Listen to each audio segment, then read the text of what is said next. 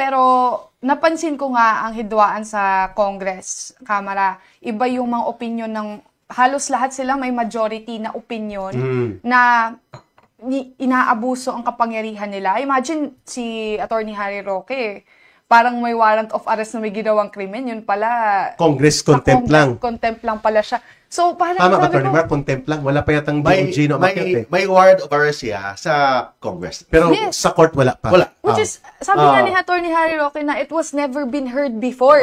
Yes. Na paano ka magiging, parang So, on record, wanted sa on Congress. record, On record, please. hindi siya fugitive.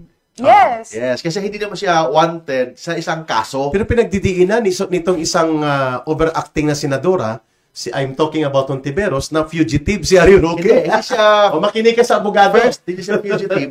Kasi ang issue ng warrant of arrest, ang nag-issue, ang Korte. ang Congress. Okay. So, hindi siya wanted kasi may warrant of arrest siya na in-issue ng korte. At ang sinampang kaso sa kanya nasa DOJ level pa lang. Wala pa yun. Preliminary investigation PI yun. pa lang siya. Kasi preliminary investigation, Proseso pa lang. Proseso pa lang. na tinanong yung determination doon, hindi guilt. There must be. In the preliminary investigation, ang issue dyan is whether or not there's prima facie evidence. With certainty of With conviction. reasonable certainty of conviction. So, hindi siya whether or not he is guilty. Hindi ba Klaro mga kababayan, mali pong sinasabi ng Quadcom yun lang. Quadcom. Sorry. Kasi walang respeto ng taong bayan sa kanila. Even sila lala, nakikita nilang lantarang pang-aabuso. Hindi po fugitive si Harry Roque. At hindi rin po Senator Risa Ontiveros, makinig ka sa abogado. Kay Attorney Mark Tolentino, hindi ka po abogado, hindi rin ako abogado, kami ni Lala. At kaya kami hindi nag-aabogadilyo.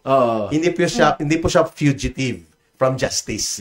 Nasa DOJ lang po ang kaso na iimbestigahan pa lang, wala pang resolusyon.